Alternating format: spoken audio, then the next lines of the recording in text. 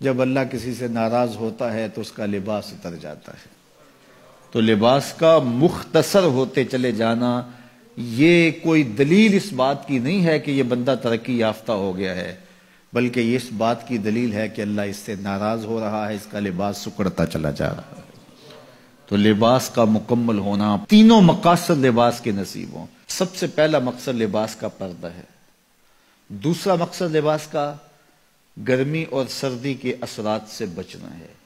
تیسرا مقصد لباس کا زینت ہے. یہ تین مقصد ہیں لباس کے.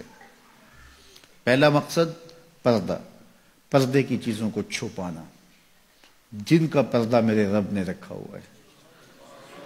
دیکھو اللہ نے حضرت انسان کو شعور دیا، اس لیے اس کو پردہ کرنا پڑتا ہے. جن کو شعور نہیں ہے ان کے پردے کا قدرت نے خود اہتمام کیا ہے. جانوروں کے بال رکھے ہیں اور ان کے کچھ اعضاء اس طرح پیدا کیے ہیں کہ ان کا پردہ رہتا ہے. لیکن جس کو شعور دیا، جس کو فہم دیا، اس کے ساتھ اس کا لباس بھی اتارا. اور شرم اور حیا جب ہوتی ہے تو لباس کا اترنا طبیعت پہ شاہ گزرتا ہے. اگر اعضائے بدنیہ کا اظہار ہو لباس سے تو پھر لباس کا یہ بنیادی مقصد تھا تو یہ بھی پورا نہیں ہوگا. اس لیے فرمایا جو عورتیں لباس پہن کر بھی ننگی نظر آتی ہیں قیامت کے دن برہنہ اٹھائی جائیں گی، رسوا کر دی جائیں گی. لباس پہننے کے باوجود بھی وہ جو ہے وہ برہنہ دکھائی دیتے ہیں. ان کے اعضائے بدنیہ کا اظہار ان کے لباس سے ہوتا ہے تو پھر وہ لباس کیسا ہوا؟ لباس تو پردے کے لیے تھا، زینت کے لیے تھا، موسمی اثرات سے بچانے کے لیے تھا. یہ تین مقصد تھے لباس کے. تو بنیادی مقصد پردہ تھا. تو اگر وہی حاصل نہ ہوا تو پھر لباس کا مقصد کیا ہوا؟ تو یہ بات ذہن میں رکھیے گا کہ جب کسی بھی معاشرت میں ان کا لباس سمٹتا ہے تو پھر معاشرے کے اندر جو ہے وہ بے حیائی پھیلتی. آج کل یہ شارٹس پہننے کی عادت ہو گئی ہے اور اس میں یہ گھٹنے بھی ننگے ہوتے ہیں، جبکہ گھٹنا شامل ہے آپ کے پردے میں، آپ کے سطر میں. مرد کا سطر گھٹنے سے لے کے ناف تک ہے. اگر کسی مجبوری سے یا کسی وجہ سے وہ کوئی ایسا لباس پہنتا بھی ہے تو وہ اپنے گھٹنوں کو ننگا نہیں رکھے گا اور ننگا نہیں ہونے دے گا.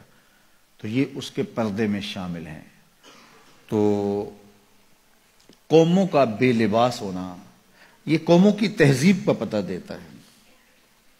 میں وہاں اندلس میں گیا تو کرتبہ میں اور غرناطہ میں تاریخ دیکھنے کے لیے میں 2 دفعہ گیا. اور مجھے یہ تھا کہ میں جہاں مسلمانوں نے ایک مدت تک حکومت کی ہے ان مناظر کو اپنی آنکھوں سے دیکھوں. تو غرناطہ میں بھی دیکھا اور کرتبہ میں بھی یہ دیکھا کہ ان کے پرانے مکانوں کا جو طرز تعمیر ہے وہ یہ ہے کہ ان کی جو کھڑکیاں ہیں وہ قد آدم سے اوپر شروع ہوتی ہیں.